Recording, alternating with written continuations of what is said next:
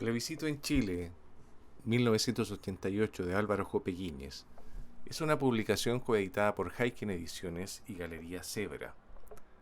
Se publicó en octubre del año 2020 y fue lanzado el día 21 entre la conmemoración número 32 del plebiscito del sí y del no, que puso término a la dictadura de Augusto Pinochet, y el plebiscito del 25 de octubre del 2020, que nos abrió las puertas para una nueva constitución y así poder acabar con parte del legado del dictador. El libro fue fruto del trabajo de varias personas que participaron en el proceso de producción. Fue muy importante tener acceso al archivo de Álvaro de manera ordenada. En ese sentido, la labor del Centro de Patrimonio Fotográfico, Cenfoto, fue muy importante. También fue un apoyo relevante poder contar con los textos de Paula Zócar, Ángeles Donoso y Roberto Farriol. De igual forma, el diseño de Víctor Jaque, la digitalización y postproducción de imagen por parte del taller Runefot y la impresión por parte de Ograma. La edición total del libro estuvo a mi cargo. El origen de la publicación se remonta ya hace más de un año, previo al estallido social. Queríamos trabajar con Álvaro una serie nueva, con fotografías inéditas.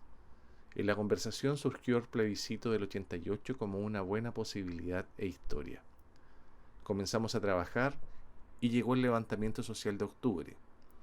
Ese nuevo contexto social y político nos hizo darle mayor sentido y pertinencia a estas imágenes. Estas fotografías resistentes de pronto se volvieron urgentes. Creo que mediante la imagen también podemos reflexionar y acercarnos a procesos históricos relevantes, al usar la fotografía como un vector de la memoria. La historia se disgrega en imágenes y no en historia, nos dice Walter Benjamin. Y en ese sentido, precisamente historia e imagen vendrían a ser los ejes de esta publicación, como plantea Roberto Farriol en su texto. Es que las fotografías de Álvaro Jope narran la historia de un tiempo político, o quizás habría que decir producen escenas y escenarios incrustados en una historia política, como mencionó Diamel Altit en el día del lanzamiento de la publicación. El libro en su dimensión material mide 20 por 27 centímetros. Está hecho de papel cuché para las imágenes, papel hilado y papel bond para los textos. Tiene 192 páginas y más de 64 fotografías. En términos de estructura narrativa, el libro tiene una introducción y 3 capítulos ordenados de manera cronológica. El libro comienza con fragmentos de la Constitución de 1980, en donde se mencionan las facultades del presidente de la República y la forma de su deceso mediante la figura del plebiscito.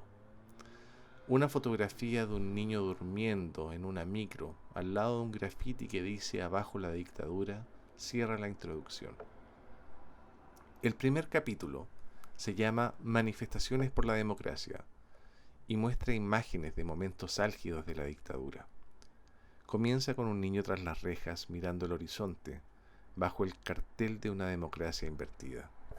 Le siguen fotografías de las movilizaciones del 83, 85, 86 y momentos trágicos como el caso de Gollados, la muerte de Roland Wood o el funeral de Rodrigo Rojas de Negri. En el segundo capítulo, Campaña del plebiscito, podemos observar instantáneas de los manifestantes del sí y del no, aglomeraciones políticas, los rayados callejeros, capturas de la franja televisiva, la campaña del gobierno por el sí al entregar casas, el encuentro en la bandera por el no. En definitiva, una serie de imágenes que condensan diversos momentos de la épica campaña.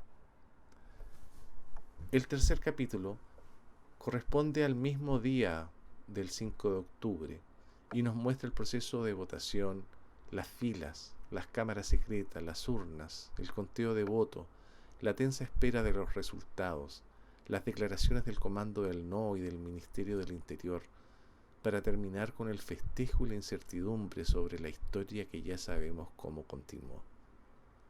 Se agrega una serie de contactos como una pequeña película en movimiento que termina con el fotógrafo arriba del caballo de la escultura de Baquedano. El libro continúa con una serie de 4 textos. El primero de Pablo Azócar, escritor y compañero de ruta de Álvaro en la revista APSI, donde realizaba análisis político y cultural.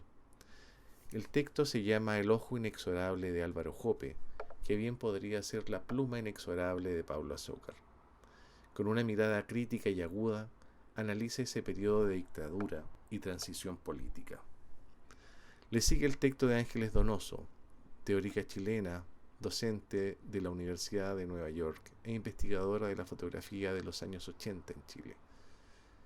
Ella aborda los delineamientos discursivos del campo fotográfico de ese periodo y enfatiza la correspondencia entre la expansión de este y la expansión de la protesta en el espacio público, con el objeto de reformular los modos de aproximación crítica a la práctica fotográfica documental. El tercer texto es de Roberto Farriol, quien a partir de una figura literaria, la sinécdoque, analiza la estructura narrativa del libro y entrega sus propias interpretaciones a partir de 3 fotografías: la imagen del niño durmiendo en la micro, la caletera de Pudahuel y la fotografía final de Nicanor Parra. El último texto corresponde a uno de mi autoría, donde propongo hablar de la obra de Álvaro Jope a partir de la tensión de fotoperiodismo y documentalismo, y la de obra documento. El libro finaliza con una entrevista a Álvaro, realizada a distancia durante la pandemia, donde se rescata la voz del autor, sus inicios como fotógrafo, el cruce de la fotografía, el teatro y la danza, y la experiencia de haber participado registrando el plebiscito. Para finalizar, unas palabras de Amel Altit sobre la obra. Me pregunto ahora mismo si conseguiremos despertar al escolar fotografiado por Jope, si lograremos que abra los ojos y vea un escenario social proclive capaz de aminorar las catástrofes humanas. Sí, que despierte el joven que encontró dormido el exacto encuadre de Álvaro Jope, que el muchacho con sus ojos muy abiertos se baje de la antigua micro y encuentre un camino seguro hacia un espacio social que realmente lo acoja y lo valore.